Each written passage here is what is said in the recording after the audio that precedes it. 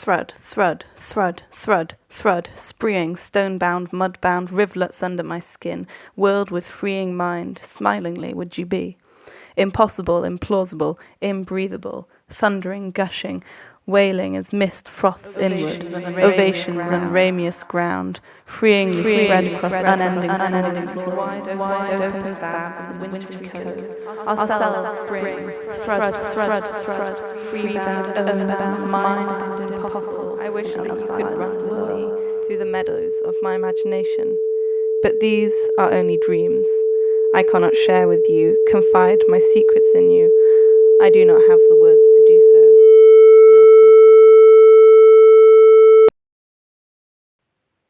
The inside mind is capable of being both a blessing and a burden. It holds everything that is us, whether we like it or not. It is simultaneously capable of comforting us and causing anxiety, fear, paranoia, uncertainty. It is a nonsensical mishmash of our outside influences, skewed by the imagination and our own preconceptions. I have a paracosm inside my mind, which has never been a sensical thing.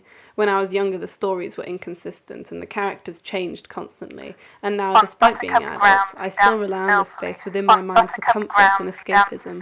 It is a child's game that has gotten too big for its boots. On buttercup grounds we dance filthily. On buttercup grounds we dance filthily, spreeing round like free-bound rivulets on sunset. Nonsensical things are not made to be read into.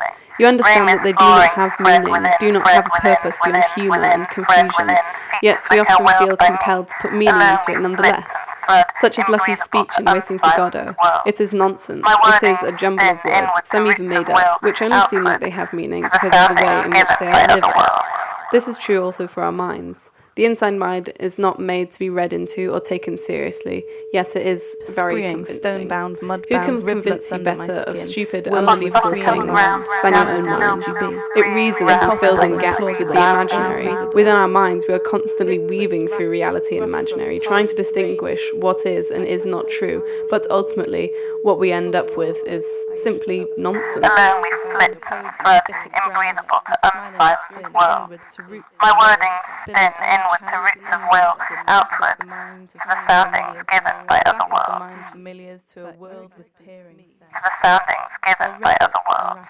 Nonsense is that which cannot be seen or known or held onto.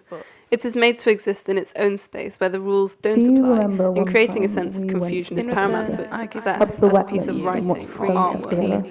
This paracosm I have is constantly confusing ideas of nonsense, in the sense that it is confusing and lawless. Things fade in and out, perception and perspective is always a bit skewed.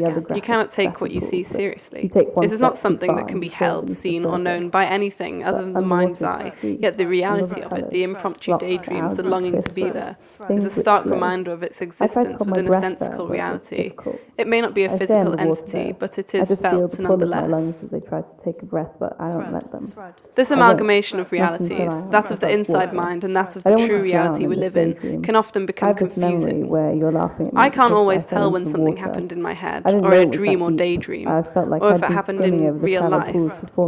The inside mind, for an individual, is often in the foreground of our thoughts, whilst the things which make sense, the truths given to us by reality, are obscured and reimagined until they barely resemble their original meaning. This is displayed once again in Lucky's monologue. The nonsense is brought to the foreground of the monologue in the frantic rapid-fire shouts of its delivery, whilst the seemingly more meaningful and academic aspects of it are obscured within. This can be read as a reflection on the one-way collaboration of the outside and inside mind, by which I mean reality does not take our minds into account when forming stories and events, whilst our inside mind very much takes into account the events of reality to inspire its own happenings. You'd smilingly spin inward to roots of will, spilling unchanced, uncasted, back of the mind familiars to a world with peering. They'll ricket and racket and hush and shush. Thrud, still, thrud, from foot to foot, thrud. I live within an unreachable narrative. There is the inevitable pressure of control. I am in control, but I do not wish to be. I am not a robot in a continuous loop, shifting gear, There is no ambition here. We are happy to exist as I remember your mind's music. You form part of the rhetorical memories, those which I refrain from sharing, for fear of mockery. Sometimes I imagine you.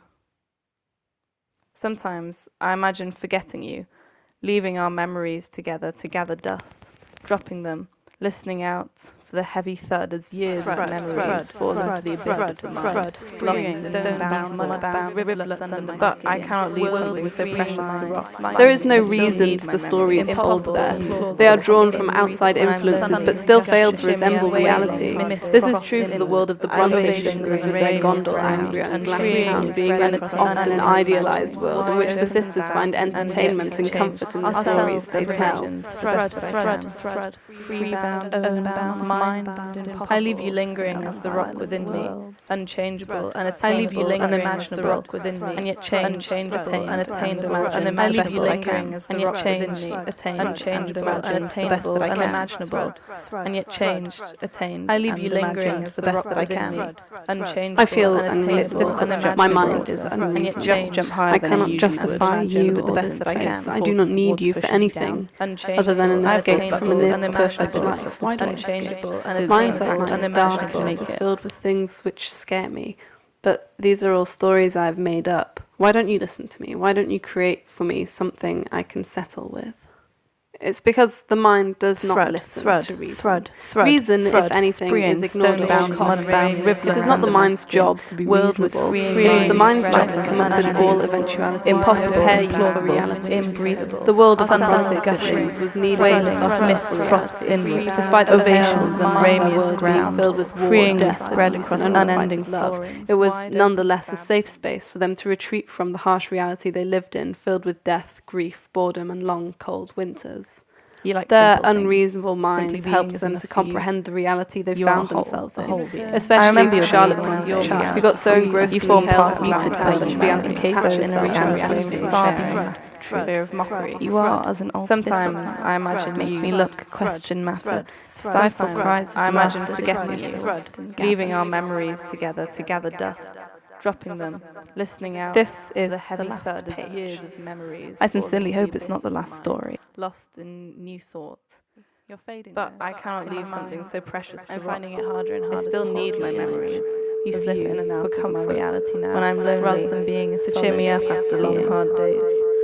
I leave you lingering as the rock within me, unchangeable, unattainable, unimaginable, and yet changed, attained, and imagined the best that I can.